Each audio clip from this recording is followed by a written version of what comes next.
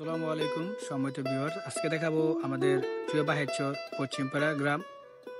তো আসলে এটা হলো কি আমাদের বাহেরচর পশ্চিমপাড়া 3 নং ওয়ার্ড। তো আজকে দেখাবো আমাদের সেই প্রিয় বাহেরচর পশ্চিমপাড়া 3 নং ওয়ার্ড। তো আমাদের সাথে থাকুন।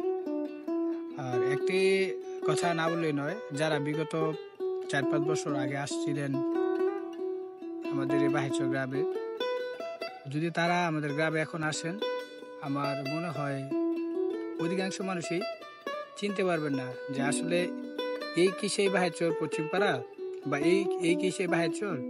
মানে আমাদের বাহেরচর গ্রাম আলহামদুলিল্লাহ এতটাই উন্নত হয়েছে, এখন আমাদের গ্রামের মানুষ প্রবাসমুখী, অনেক মানুষ প্রবাসে থাকে।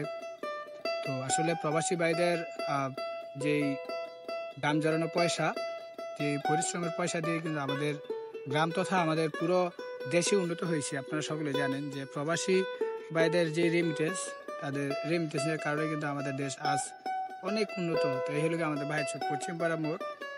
তো যখন আমরা ছোট ছিলাম তখন এই মোড়ে আসতামই না, সন্ধ্যার পরে ভয় লাগতো, মানে একটা ভীতিকর জায়গা ছিল। আর এখন দেখেন সময়ের পরিবর্তনে আজকে কতটা উন্নত হয়ে গেছে, আমাদের মোড়ে অনেক দোকানপাট হয়েছে। পরে দেখা গেছে কি আমাদের আপনাদের দেখেছে যে আমরা যদি বানসারামপুর হাটে গিয়ে যেই মানে যেই বাজার সদাইগুলো পাবো সবকিছুই আমাদের এইখানে পাওয়া যায় আর কি, আমাদের মোড়ের মধ্যে পাওয়া যায়। এটা হলো কি আমাদের সেই বাহেরচর পশ্চিমপাড়া, প্রকৃতি ঘেরা, পুরোটা গ্রামই সবুজ শ্যামলে ঘেরা, আর মাঝখান দিয়ে এরকম একটা মনোরম রাস্তা। তো আমরা বাহেরচর পশ্চিমপাড়া যে যুব কল্যাণ ফাউন্ডেশন, তো এর পক্ষ থেকে মানে আমরা কিছু গাছ লাগিয়েছিলাম দুই সাইডে, দুই প্রান্তে, আপনাদেরকে আগে দেখাইছিলাম। তো গাছ আমরা যত্ন করছি, যত্ন করার ফলেও তারপর আপনারা জানেন যে আমাদের বাহেরচর গ্রামে অনেক গরু ছাগল লালন পালন করে। তো দেখা গেছে যে ছাগল অনেকগুলো গাছই খেয়ে ফেলছে। তারপর তো আলহামদুলিল্লাহ দুই সাইডে কম বেশি গাছ এখন আছে, গাছপালা। তো আর কিছুদিন গেলে হয়তো আবার এই গাছগুলো বড় হয়ে যাবে। তো এখন বিকেল টাইম, তো আপনারা যারা আমাদের বাহেরচর গ্রামে আসছেন তারা একমাত্র বলতে পারবেন, বিশেষ করে যদি পশ্চিমপাড়ে এসে থাকেন আর কি, তাহলে বলতে পারবেন যে যে সকালবেলা আর বিকেলবেলা কতটা মানে কত গরু এই রাস্তা দিয়ে যাতায়াত করে, মানে অনেক গরু। আর আমাদের বাহেরচর পশ্চিমপাড়া একটি চর অঞ্চল, আর আমাদের গ্রামে গরু পালা মানে গরু লালন পালন করা অত্যন্ত সুবিধাজনক আর কি। কারণ আমাদের চর, আমি আপনাদেরকে প্রায় সময় দেখেছি যে আমাদের বাহেরচর যে আলগাচর, তো এই আলগাচরে কিন্তু বিশাল বড় চর, যেখানে ঘাসের কোনো কমতি নেই, অনেক ঘাস। তো সকালবেলা সেই রাখাল ভাইরা গরু নিলে, যে বিকালবেলা হয়েছে এখন তারা গরু নিয়ে বাড়িতে চলে যাচ্ছে। তো সকালবেলা গরু নিয়ে গেলে দেখে গেছে যে বিকালবেলা আবার গরু নিয়ে আসে। তো সকালবেলা গরু নিয়ে দিয়ে গেছে যে ছাইরে দিলে আবার বিকালবেলা গরু নিয়ে আসে। তো এই ক্ষেত্রে আমাদের ঘাসের কোনো কমতি নেই। আর এই সেই রাস্তা যেটা আমাদের পশ্চিমপাড়া মানে আলগাছাড়াটু হয়ে গেছে আর কি এই রাস্তা। তো এই রাস্তাটা একসময় ছিল না, এই রাস্তাটা একসময় মেঠোপথ ছিল, মাটির রাস্তা ছিল। যখন মাটির রাস্তা ছিল অনেক দুর্ভোগ পথ হয়েছে আমাদের। দেখা গেছে যে চরের যে যাতায়াত করতে গেলে মানে কাদামাটি পাড়ায় যাইতে হয়েছে, আর অনেক কষ্ট ভোগান্তি। আর এখন আলহামদুলিল্লাহ এই রাস্তা হওয়ার ফলে আমাদের যে চরে, আপনারা জানেন যে আমি কিছুদিন আগে একটা যে মানে আলুর গাড়ি, মিষ্টি আলুর গাড়ি দেখাইছিলাম। তো ওই গাড়ি বিশাল বড় বড় ট্রাক, মানে বাংলাদেশের বিভিন্ন অঞ্চল থেকে আমাদের এখানে আসে, ট্রাক নিয়ে আসে মিষ্টি আলু নেওয়ার জন্য।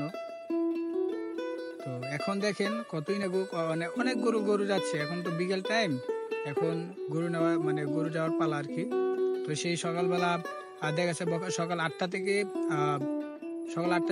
11টা পর্যন্ত গরু চরে নিয়ে যায়। আবার দেখা যাচ্ছে যে বিকাল 3টা থেকে 5টা পর্যন্ত আবার গরু চর থেকে নিয়ে আসে। তো আমাদের চর দেখেন পুরোটি সবুজ শ্যামলে ঘেরা, আর চরে ঘাসের কোনো কমতি নেই আলহামদুলিল্লাহ। তো অবশ্যই যারা বিগত 4-5 বছর আগে আসছিলেন আমাদের বাহেরচর গ্রামে, অবশ্যই আসবেন, আমাদের গ্রামটা দেখে যাবেন। আমাদের গ্রামটা আসলেই কতটা সুন্দর। আশা করি অবশ্যই আসলে আপনাদের মন প্রাণ জুড়িয়ে যাবে, যে চতুর্দিকে সেই সবুজ শ্যামলে ঘেরা, আর মাঝখানে আমাদের এই গ্রাম। আর আমাদের গ্রাম জুড়ে কিন্তু আমাদের যেই মেঘনা নদী কিন্তু আমাদের গ্রাম জুড়েই সেই বহুমুখী মেঘনা নদী। আর একটি কথা না বললেই নয় যে পরিশ্রম হলে গিয়ে সাফল্যের চাবিকাঠি, আমরা সকলেই জানি। আর বিশেষ করে আমাদের গ্রামের মানুষ অত্যন্ত মেহনত করে এবং কি তারা কৃষিকাজ করে, কৃষিকাজে সমৃদ্ধ সবাই, কম বেশ সকলে কৃষিকাজ করে। বিশেষ করে এখন দেখা গেছে যে প্রবাসমুখী হয়ে গেছে মানুষ, অনেক মানুষ প্রবাসে থাকে। তো আলহামদুলিল্লাহ সব মিলেই আমাদের গ্রাম এখন অনেকটাই উন্নত।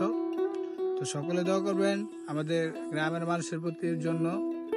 আর এখন জানেন যে বৃষ্টি আসলে বজ্রপাত হয়, আর রাখাল বাইরে কিন্তু সে বৃষ্টির সময় গরু নিয়ে সেই চরে থাকতে হয়। তো তখন অনেক সময় ভয় লাগে যে আসলে কি হতে না জানি কি হয়ে যায়, বলা যায় না। আর যখন আমরা ছোট ছিলাম তখন আমরা বৃষ্টি আসলেই মাঠে দৌড়ে যাইতাম খেলার জন্য। এখন কিন্তু আর তা পারি না, বা এখন দেখিও না ওই রকম খেলতে যেতে। আর কিভাবে যাবে, কারণ বৃষ্টি আসলেই মানুষের ভিতরে একটা ভয় আতঙ্ক বিরাজ করে।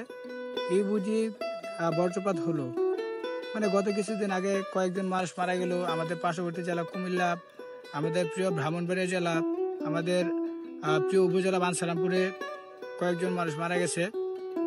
তো অবশ্যই সকলে সচেতন থাকবেন, বিশেষ করে কৃষক ভাইয়েরা অবশ্যই সকলে সচেতন থাকবেন। আর মাঠে ঘাটে কাজ করলে বৃষ্টির সময় অবশ্যই চেষ্টা করবেন যে জায়গায় বজ্রপাত হলো যে আপনাদের কোনো ক্ষতি না হয়, অবশ্যই ওই দিকটা খেয়াল করবেন আর নিজে সচেতন হবেন। আর আপনাদের আশেপাশে যদি লোক থাকে তাদেরকে অবশ্যই সচেতন করে দিবেন। আর আমরা জানি আমাদের বাংলাদেশ একটি কৃষি প্রধান দেশ, কৃষক বাঁচলে বাঁচবে দেশ, এ হলো গিয়ে আমাদের বাংলাদেশ। তো অবশ্যই আমরা কম বেশি সবাই চেষ্টা করব কৃষিকাজ করার জন্য। আর এ হলো গিয়ে দেখেন আমাদের যে চর কিন্তু কোনো দিক দিয়ে আপনার দেখাতে পারবেন না যে মানে এখান দিয়ে ফসল করা হয়নি। এত বিশাল বড় আমাদের চর। আমাদের চরে যদি আপনারা আসেন বাইক নিয়ে আসতে পারবেন, যেরকম আমি আজকে বাইক নিয়ে আসছি ভিডিও করার জন্য। তো আসলে আমাদের চর এতই বড় যে আপনারা এক প্রান্তে দাঁড়ালে অন্য প্রান্ত থেকে মানুষ দেখতে পাবেন না। তারপরও আমাদের এত বড় একটি বিশাল বড় একটি চর, কিন্তু কোনো জায়গায় মানে ফসল করে নাই এরকম দেখাতে পারবেন না। চতুর্দিকে চতুর্মুখী ফসল। এখন আলহামদুলিল্লাহ তিল চাষ করা হয়েছে, তিল চাষ করা হলে গিয়ে আমন ধান। তো আমরা আমন ধান বিশেষ করে আমরা গরু খেয়ে খাওয়াই আর কি, বেশিরভাগ আমরা করি না, মানে আমন ধান করি না আর কি। ধান হওয়ার আগে আমরা গরু খাইতে খাওয়াই ফেলি, বিশেষ করে গরুর জন্য এই আমন ধান করা হয় আর কি। তো চতুর্দিকে আপনারা যা দেখতে পাচ্ছেন এগুলো সবই তিল ক্ষেত। তো আলহামদুলিল্লাহ এবছর তিলের বাম্পার ফলন হয়েছে, কৃষক ভাইদের মুখে হাসি। আর শেষ হাসিটা অবশ্যই হাসবে আমাদের দেশের কৃষক ভাইরা, আমি বলে মনে করি। যদি মানে তিল কাটার সময় যদি ওইরকম বৃষ্টি না হয় আর কি, কারণ অনেক সময় দেখা গেছে যে তিল কাটার সময় প্রচুর পরিমাণ বৃষ্টি হলে দেখা গেছে কি তিল কাটায় অসুবিধা হয়, মানে ভোগান্তি পোহাতে হয় আর কি। তো এই কারণে সমস্যা হয়। তো আশা করি এবছর যদি খরার মাস, তো দেখা যাক, আশা করি বৃষ্টি হবে না ইনশাল্লাহ, বাকি আল্লাহ পাক ভালো জানে। তো সকলে দোয়া করবেন যেভাবে আমাদের গ্রামের কৃষক ভাইরা যে চাষবাস করছে তারা যেন চাষবাস পুরোটাই একদম সম্পূর্ণরূপে